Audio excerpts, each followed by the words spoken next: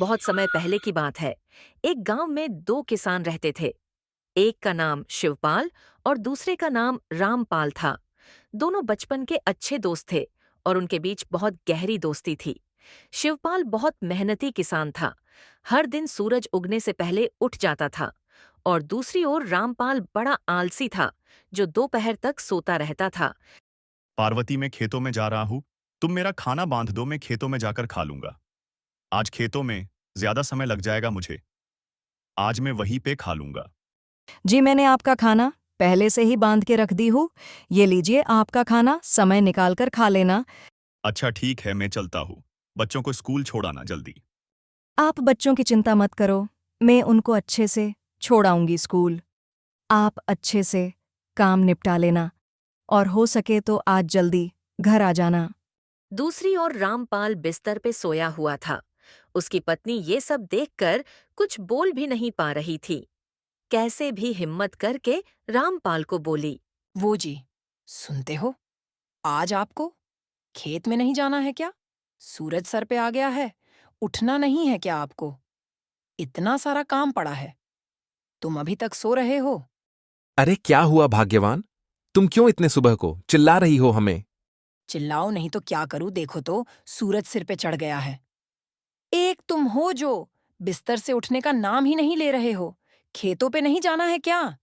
अरे भाग्यवान, मैं चला जाऊंगा, तुम क्यों परेशान हो? और इतनी भी कहाँ जल्दी है? खेत कहाँ चला जा रहा है? जी, आप अपना काम समय पे कर लीजिए। इतना आलस मत कीजिए, वरना एक दिन आप हम सबको बहुत पछताना पड़ेगा। हाँ, अच्छा ठीक है। अब से मैं ऐसा नहीं करूंगा, अब मुझे उठने तो दो। हाँ ठीक है, मैं खाना लगा देती हूँ, आप खा लीजिए। सारा काम वैसे ही पड़ा है। खाने में बस दाल चावल ही है क्या? क्या आपको पकवान बना के दूं? रोज रोज अच्छा अच्छा बना के खिलाऊं? अब तुम ताना मारना छोड़ दो, ये बताओ सब्जी बनाई हो कि नहीं? हाँ जी, सब्जी तो तब बनाऊंगी ना, जब आप काम करके पैसे ला कर दोगे। पिछली बार के कुछ पैसे बचे हुए थे, उसी में से हमने ये सब लाई हूँ। और आपको सब्जी खाना है तो जाकर मेहनत करो और सब्जी उगाओ। हाँ हाँ, इसको बोलने से तो अच्छा है मैं दाल चावल ही खा लूं। अच्छा ठीक है, अब मैं खेतों में जा रहा हूं। रामपाल जल्दी से खेतों की ओर चला गया।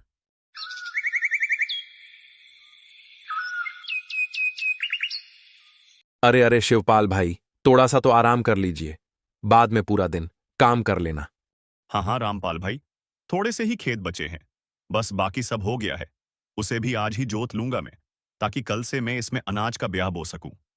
कितनी कड़ी धूप है, तुमको तो बहुत मुश्किल हुई होगी ना काम करते करते इस मौसम में। एक काम कर लूं, पहले आराम कर लेता हूं, फिर आराम से खेत जोत दूंगा। रामपाल एक पेड़ के पास जाकर कुछ देर के लिए आराम करने लगा। सुबह से काम करते करते मैं थक सा गया हूँ। चलो पहले पेट पूजा कर लेता हूँ अब मैं।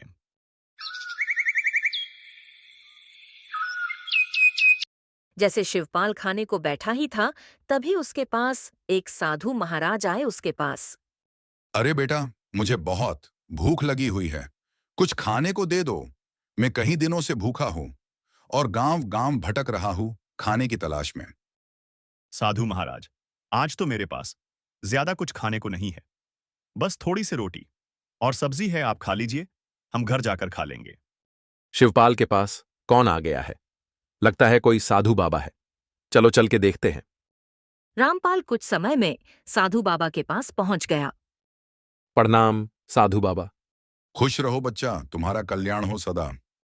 साधु महाराज, मैंने आपका आसन लगा दिया है। आप यहाँ पे बैठ के खा लीजिए इत्मीनान से।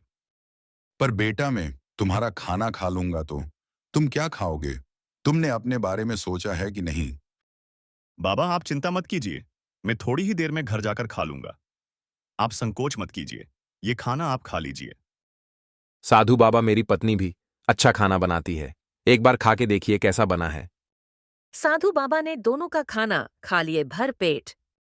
मेरी भूख शांत करने के लिए आप दोनों का बहुत बहुत धन्यवाद। बाबा, धन्यवाद करने की क्या जरूरत है? ये तो हमारा परम सौभाग्य है जो हमने आपको खाना खिलाए। हमें आपके सेवा करने का मौका मिला। बाबा, हमें आशीर्वाद दीजिए इस बार हमारी फसल अच्छी और पैदावार हो जाए और हमारे परिवार सुख शांति से रहे। तुम दोनों को मेरा आशीर्वाद है। मेहनती किसान हमेशा सफल होता है अपने जीवन में।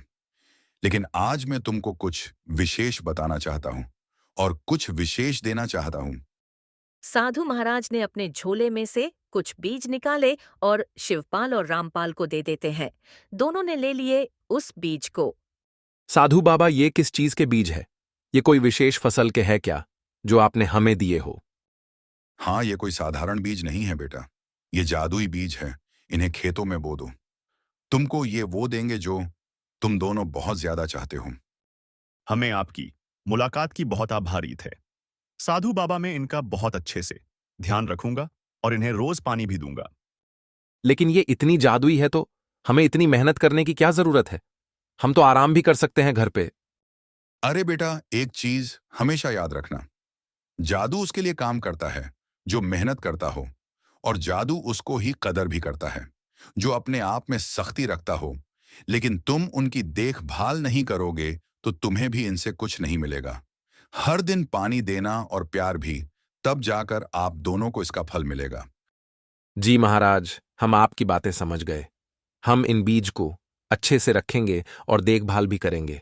अच्छा बेटा, अब मैं यहां से प्रस्थान करता हूं। साधु बाबा से जादुई बीज प्राप्त करने के बाद शिवपाल और रामपाल घर लौटने लगते हैं। तभी रास्ते में दोनों आपस में बात करते हैं। रामपाल, ये जादुई बीज बहुत अनमोल है। साधु बाबा ने कहा है, अगर हम इन्हें प्यार और मेहनत से सींचे तो ये बहुत कुछ देगा। मैं तो कल ही जाकर बीज बोने वाला हूं। लेकिन ये तो जादुई है, तो हमें इतने मेहनत करने की क्या जरूरत है खेतों में? मुझे नहीं लगता है कि रोज पानी देने से कुछ खास असर होगा। ये खुद ही उग जाएंगे और हमें अच्छे अच्छे फसल देंगे। रामपाल, साधु बाबा ने साफ साफ कहा था, बिना मेहनत के कुछ भी नहीं मिलेगा। लेकिन उसका फायदा उठाने के लिए हमें अच्छे से देखभाल करना होगा। मैं कोई जोखिम तो नहीं लेना चाहता हूं। मैं साफ साफ कह देता हूं। इसके बाद दोनों अपने अपने घर के लिए जाने लगते हैं। दोनों घर पहुंचकर सारी बात अपनी पत्नी को बताने लगते हैं। जी, ये तो बहुत अच्छी बात है। भगवान की भी ऐसे समय पर बड़ी कृपा है जो आपको साधु बाबा मिले आज। पार्वती, आप सही कह रही है। वो साधु महाराज भगवान से कम थोड़ी ना है। जैसा साधु ने कहा था, मैं वैसा ही करूंगा। अरे वाह, ये तो बहुत अच्छी बात है। अब से हम भी बहुत मेहनत करेंगे और बहुत सारी फसल लगाएंगे और हमको बहुत सारा मुनाफा होगा। हाँ जी, अब तो इंतजार नहीं हो रहा है। अब तो सुबह जाकर बीजों को बो देना है बस। हाँ भाग्यवान, ये बीज कहाँ भागे जा रहे हैं? कल सुबह ही जल्दी खेतों में जाकर बीज को बो दूंगा।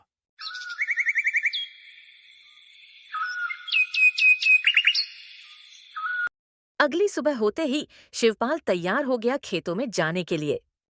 आज खेतों में ज्यादा समय बिताऊंगा जो साधु बाबा ने बीज दिए हैं खेत में बोने को। मुझे लगता है इन बीजों की अच्छे से देखभाल की जाए, हमें अच्छा मुनाफा होगा। जी, ये तो बहुत अच्छी बात है। आप ज्यादा समय बिताएंगे। ये लीजिए आपका खाना, समय निकाल कर खा लेना।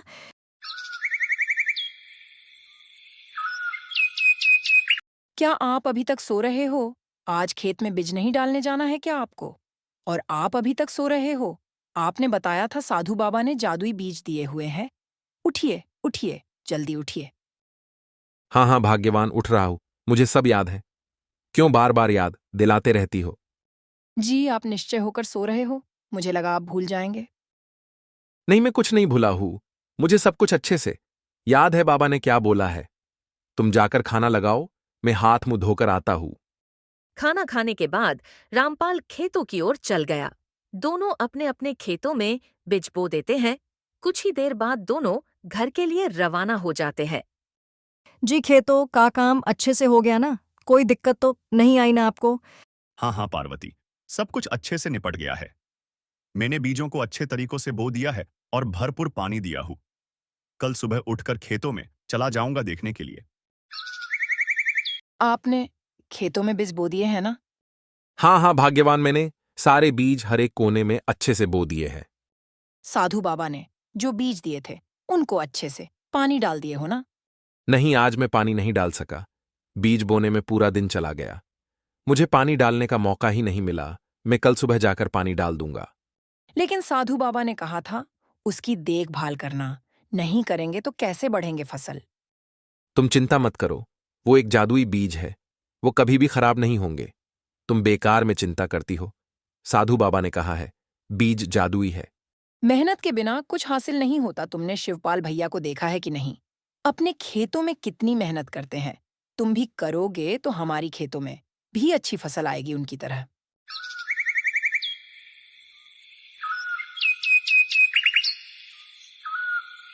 अगली सुबह होते ही शिवपाल खेतों में पहुंच गया और हर दिन खेतों में पानी डालने लगा, अच्छे से देखभाल करने लगा, ऐसे सिंचाई की जैसे मानो कि उनका बेटा हो। दूसरी ओर रामपाल ने भी बीज को बो दिया था। उसने सोचा कि बीज तो जादुई है, इतनी क्या देखभाल करने की क्या जरूरत है। न खेत में पानी डाला, न ही सिंचाई की, कभी भी बस पूरा दिन आराम करता रहा। कुछ हफ्तों बाद शिवपाल के खेतों में हरी भरी फसल लहराने लगे। चारों तरफ लहरा रहे थे जैसे आज ही पक के तैयार हो जाएंगे।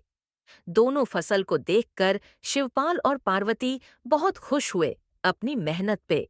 जी, ये तो सच में बहुत अच्छी फसल हुई है हर साल की तरह, और चारों तरफ लहरा भी रहे हैं। दोनों ने थोड़े से फसल को काट के एक जगह पे रख दिए। पार्वती उसी जगह पे वापस से देखने लगी। वो अचंभव में पड़ गई। हमने तो उसी जगह से फसल काटे हैं, फिर ये कहाँ से वापस उग गया? ये देखिए आप, ये तो सच में जादुई बीज है, कभी भी खत्म नहीं होगा फसल। हाँ हाँ पार्वती, ये बीज तो सच में जादुई है। हाँ जी, हमारा तो जीवन ही बदल गया अब तो। कभी भी भूखे नहीं रहेंगे और कभी भी पैसे की कमी नहीं होगी। दूसरी ओर रामपाल के खेतों में फसल तो उग गए हुए थे, लेकिन उसमें कोई भी फल नहीं आया और तो वो सब सूख चुके थे। रामपाल अपने खेत में फसल को देखकर अपनी किस्मत को कोस रहा था। अरे ये तो जादुई थे ना, फिर इनमें फसल क्यों नहीं है?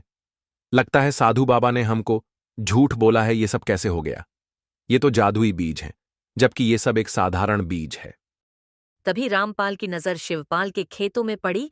उसके खेत हरे भरे लहरा रहे हैं, जिसे देख रामपाल शिवपाल के पास आता है। तुम्हारी फसल मुझसे इतनी सुंदर और अच्छी कैसे हुई? उस साधु बाबा ने मुझे नकली बीज दिए थे और तुम्हें असली। दोस्त, साधु बाबा ने हमको जादुई बीज ही दिए थे। उन्होंने कहा था कि इसे प्यार और अपने बेटे से भी अच्छे तरीके से देखभाल करना है, और मैं हर दिन पानी दिया, इसीलिए मेरे खेत में अच्छी और बेहतर फसल हुई है। मैंने तो तुमको कहा भी था अच्छे से खेतों की देखभाल करना, नहीं तो इसलिए शायद तुम्हारी फसल खराब हो गई। रामपाल को अपनी गलती का एहसास हुआ। अरे ये मैंने क्या कर दिया? बीज तो सच में जादुई थे, पर मेरी आलस की वजह से सब बर्बाद हो गया। ये सब मेरी गलती है। मैं भी अच्छे से काम करता, मुझे आज ये सब देखना तो नहीं पड़ता ना। ये कहानी हमें ये सिखाती है, मेहनत के बिना कुछ भी हासिल नहीं होता।